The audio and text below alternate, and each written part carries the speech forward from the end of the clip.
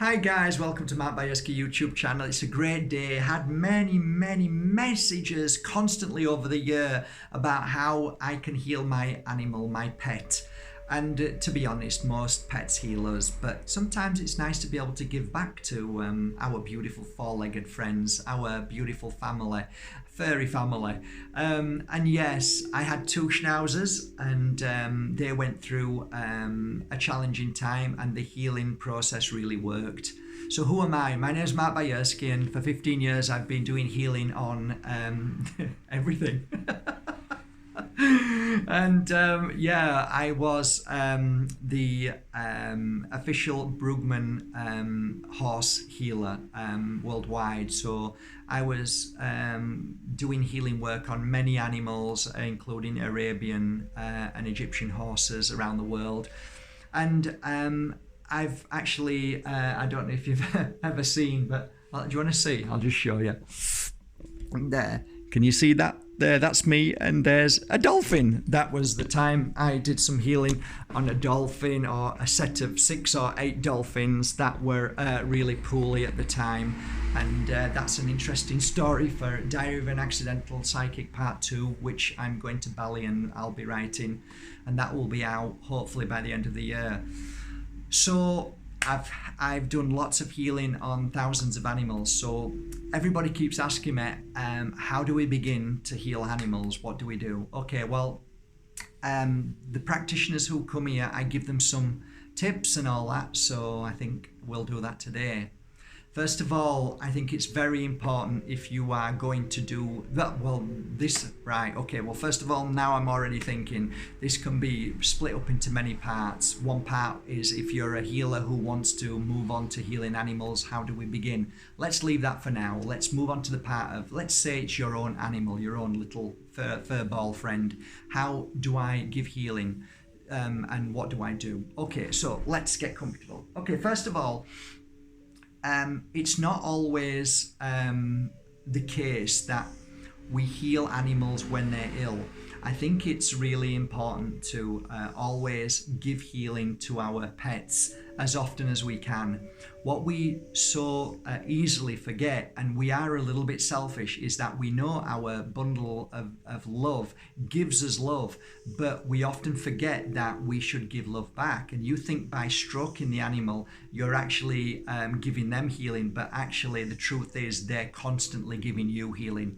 And it's proven beyond a shadow of a doubt. Science will prove it to you. If you own an animal, then they say that by stroking an animal, it elongates your life. And it's true, because they're constantly giving you healing.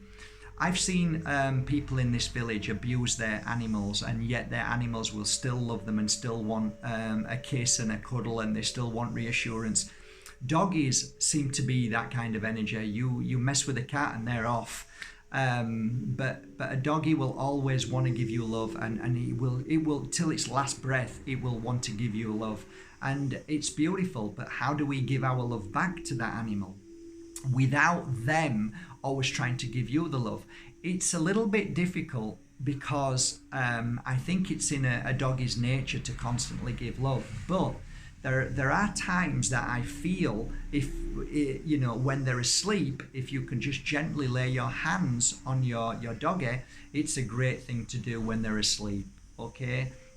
The other thing is, with an animal, when you're giving healing to an animal, I don't think it's the best move to go to the head, not to the top of the head. But if you do, some of the tricks that I used to use is always gently move your hand as if you're stroking them, as giving healing. Because when you put that energy on top of the head, animals absorb energy maybe 1,000-fold faster than we do. And the reason why is because they're not filled with what they need to do and planning their future. An animal lives in the moment. So they absorb easier, like children. Children absorb energy very quick, and you only need to give a few minutes healing to an animal and they're off. And I always remember one particular little doggy that used to come here, a Chihuahua. She'd walk in, not so good, and then I'd just rest my hands for a shot, just gently stroking. Then all of a sudden, within 5 minutes, she'd be flying up and down the room. Well, that was enough. Well, a lot of people think, oh, I need to give an hour healing. I need to spend more time. No. I actually remember as well what springs back to mind, one little beautiful angel that came with a mother and grandmother. Mother lying down, grandmother sat there with her little daughter, the grandma and granddaughter. And for some reason, I got up off my seat and went to the granddaughter and placed my hand on the back. And she just stood still, and she was moving prior to that, but she never moved. And for a whole 5 to 7, 8 minutes, I just realized that this little girl needed healing. What I didn't know afterwards, and a few weeks later, I got a message back saying that, I don't know if you know, but my daughter, when you went to the back and gave her healing, she's not suffered at all. And apparently she had this disease of bones. And her mother never told me this, but apparently all the bones used to be in pain. And apparently 8 years on, she's never suffered at all with it. So that was what I said, that is because it was only 7 minutes of healing. So don't think to yourself, and I'll tell you something else as well.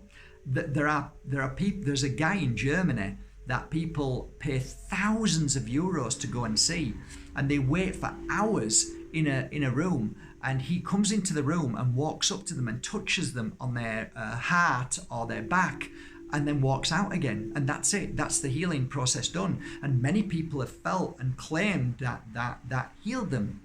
So I do not believe that you have to be there for hours and hours. I just feel that with our animal world and with children, what I'm trying to get to is that they absorb energy of spirit very, very fast. The healing energy around us is absorbed very fast when you do that. So that's one thing. Like I said, with animals, you have to be a little bit careful. You don't need to be full on. So you can just put your hands further away from them, maybe that far away from them, just work like that.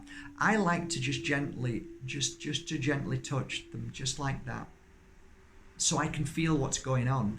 And sometimes when you actually move your hand gently and then just keep it there and just keep both hands there, sometimes you can feel the movement inside the body, and that gives you it triggers and gives you an idea of, oh, okay. And then what happens then is you'll feel something on your body and you'll go, oh, I feel a pain here. And that's when your body is becoming one with their body. You become a mirror image, and you'll go to that very place where you feel that pain. And then you'll move to certain parts of the body. One thing I like to always tell my practitioners is that sometimes we are a mirror image for our clients. And the reason why is because I used to sit with my clients, and they used to sit here where you are, and then I used to place my hands over your hands, and I used to feel your energy. And all of a sudden I'll say, oh my God, my little toe is killing me. What have you done to your little toe? And my client will go, oh my God, how the hell do you know that? I banged my toe this morning. It's killing. I say, yeah, I feel it on my left hand side. And they'll go, no, it's on my right. It's my right toe. And I'll go, oh, right. And then I realize I become a mirror image.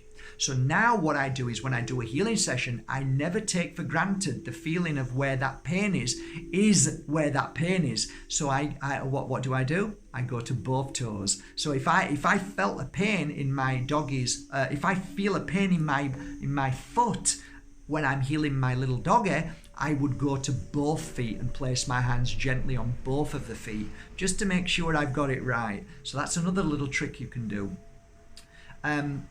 It is important when your animals are kind of like really, really in pain. I think it's quite important to be very, very careful, because sometimes the healing process, you may think, oh, this is going to help them and calm them down. It actually can have the reverse effect. So I've nearly been bitten by a dog when I've placed my hands on them because it's been too much. Because sometimes we have to clear that pain and get it out, and sometimes that can be a real shock to an animal. So again, you have to be extremely careful if you're working on other people's dogs, okay? Right? There's a joke there in there somewhere. Have you heard it? I said, hi there. Oh, what a beautiful dog. Does your dog bite? No. Oh, thanks. Ow, he's just bitten me. Yeah, that's not my dog. So what I'm saying is you've got to be careful with animals. Be careful. There is something that you can do if you're working with cats as well. Put them in the cat boxes, and you can work around that cat box, because sometimes, I don't know if it's ever happened to you, but even your own cat, when you're giving healing to your cat, they can go into a spasm if all of a sudden that block comes out, and their claws tend to go in very nicely into your skin. So be very careful as well. So ultimately, healing is very important for animals just as much as they heal us. It's good to give them back. Never ever do healing when you're not 100%. That's a must. Mind, body and spirit. Only heal when you're happy and strong, and then you give your little animal a little bit of healing. So I hope this helps a little bit.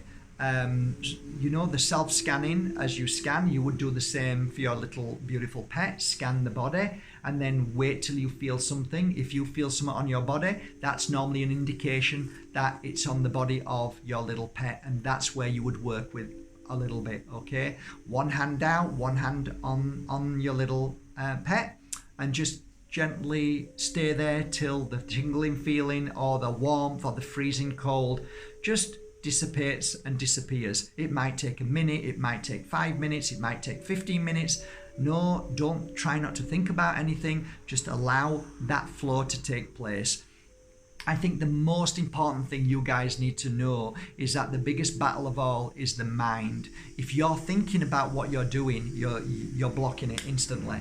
If you open yourself up and try not to think about anything and just do those simple steps, let the work be done on its own, that makes you a better healer. If you're thinking about how your dog is, if you're worried about your dog, you're not actually doing the work. You'll actually pour your own heart out, your own energy, and that's not good, because you'll feel poorly. You have to be separate from that. You've got to be a little bit stronger and harder and say, okay, this is a job. I'm doing some work. I'm receiving, giving. That's it. And if you can do that and step out of the way and let that energy run through you without thought or feeling, or just allowing those feelings to come in to be able to go where you need to go on the body, that's enough. But please, don't focus on the issue. If you know that your animal is suffering with a certain illness, you've got to clear that away, because all you're going to do is focus on that illness, and you're going to amplify that illness because you're thinking about it. The best way I heal is say, they're already healed. It's already done. I see no problems. I see no issues. That is a better mindset if you have to think about anything. And to finish off, guys, a little trick that I use, I always say the words, thank you. And why? Because they're healed, because I'm saying thank you. The healing's done. So repeat the words thank you very gently in your mouth at the same time. And that's it. Some people like to see that something's coming out of their hands, like a bright light in the whole of the body. Anything that you want to use that helps you feel that energy to flow through you is also wonderful. Any technique you want to use. But ultimately, the work is being done. The only time it doesn't get done is if you think it's not working. That's the bottom line. You've got to believe to allow that energy to flow through. And boy, once you disconnect from your mind and allow that energy to flow, it is the most beautiful technique and feeling, and you will be healed at the same time. Have a great day. Thank you for subscribing to Mark Bajerski YouTube channel. Take care, guys.